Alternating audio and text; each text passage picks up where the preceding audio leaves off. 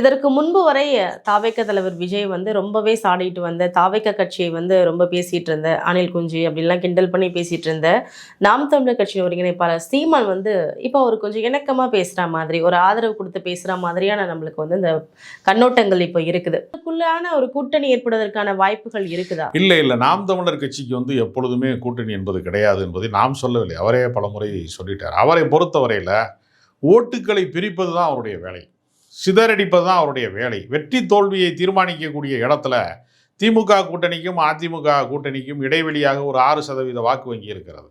அந்த 6% வாக்கு வங்கி தான் தீர்மானிக்கிறது யார் ஆட்சி அதிகாரத்துக்கு வர வேண்டும். அந்த 6% வாக்கு வங்கியை சிதறடிப்பது எப்படி, யார் பக்கம் கொண்டு போய் சேர்க்க வேண்டும் என்கிற அந்த வேலை திட்டத்திலே வந்து ஒரு பெரிய பணம் சம்பாதிக்கக்கூடிய ஒரு இடத்திலே சீமான் வந்து விட்டார். சீமானை பொறுத்தவரையில் அந்த கட்சியிலிருந்து சட்டமன்ற உறுப்பினர்கள் வர வேண்டும், நாடாளுமன்ற உறுப்பினர்கள் வர வேண்டும், கவுன்சிலர்கள் சேர்மன்கள்லாம் வர வேண்டும் என்று அவர் வேலை செய்யவே இல்லை.